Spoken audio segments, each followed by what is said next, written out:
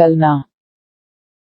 मैं यह सोचकर शांत रहा कि 2 दिन तक ही तो लड़की बनकर रहना है, इसके बाद तो मैं लड़का बनकर रह ही सकता हूँ। फिर मैंने वो कपड़े पहनने शुरू किए। मैंने सबसे पहले ब्रा पहनी। ब्रा बहुत ही महंगी थी और लाल कलर की होने की वजह से बहुत ही सुंदर लग रही थी, पर उस ब्रा के कूप में हल्का रबर की तरह का कुछ था। मैंने देखने के लिए अपनी ब्रा निकाली तो मेरे स्तनों से कुछ चिपक गया था।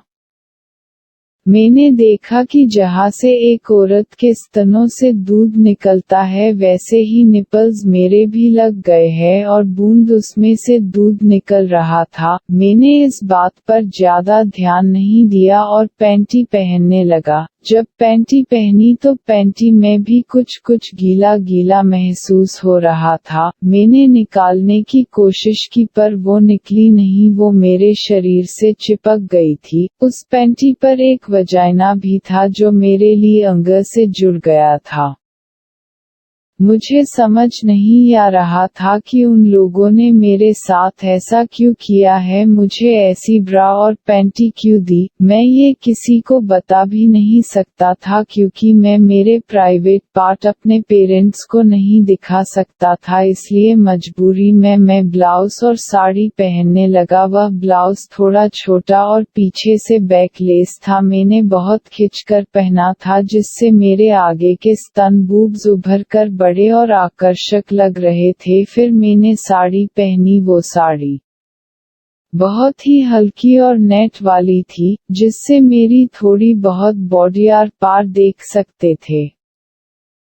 फिर मैंने कानों में झुमके, हाथों में चूड़ियाँ, पैरों में पायल, गले में हार और नाक में नोज रिंग पहनी और थोड़ा मेकअप किया और मैं तैयार हो गया। फिर दरवाजे की घंटी सुनी। वो लोग या गए थे इसलिए माँ ने मुझे नीचे बुलाया। मैं जल्दी जल्दी जाने लगा पर जैसे ही मैंने एक कदम बढ़ाया मेरे पैरों की पायल छन छन करने लगी।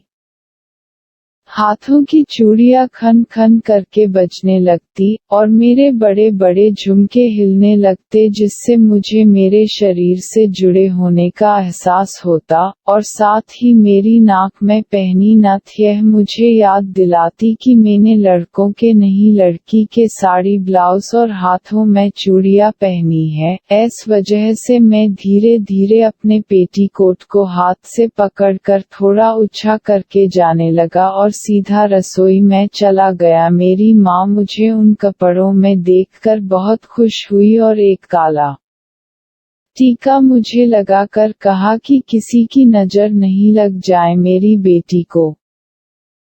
मुझे समझाते हुए कहा कि वो लोग जैसा करने को कहे वैसा ही करना, जब उनके सामने जाओ तो घूंघट करके ही जाना, ठीक है। मेरी माँ ने वो सब बातें बताई जब एक लड़की को देखने के लिए आते हैं तब करते हैं और फिर मुझे चाय बना कर लाने को कहा। मैंने चाय बना दी। फिर माँ ने बाहर ने कहा कि आरुषि चाय लेकर आ जाओ। मैंने घूंघट और चाय लेकर नीचे आ गया। मैंने देखा कि मयंक लाल शर्ट और कोट सूट पहन कर आया था। फिर मेरी माँ ने मुझे चाय देना का इशारा किया। मैं चाय देने लगा। मैंने उसके माता पिता को चाय दी। फिर लेस में मयंक को हाथ में चाय दी। उसकी उंगलियां मेरी उंगलियों को छू रही थी और वो मेरी तरफ देखकर मुस्कुरा रही थी। फिर मैं वह से जाने ही वाला था कि मयंक की माँ ने कहा कि कहाँ जा रही हो बेटी, आओ हमारे पास बैठो।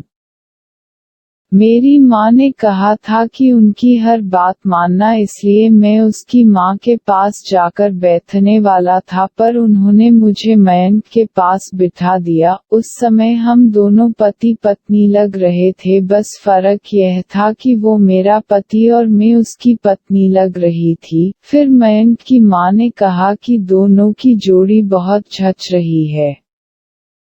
सच में आरुषि बहुत खूबसूरत है। मैं नजरें झुकाए बैठा रहा। वे लोग मेरी और मेरे कपड़ों, साड़ी, ब्लाउज और चूड़ियों की बातें कर रहे थे। मुझे उस समय बहुत शर्म आ रही थी, और लड़कियों के जैसे महसूस हो रहा था। मयंक नजरें टेढ़ी करके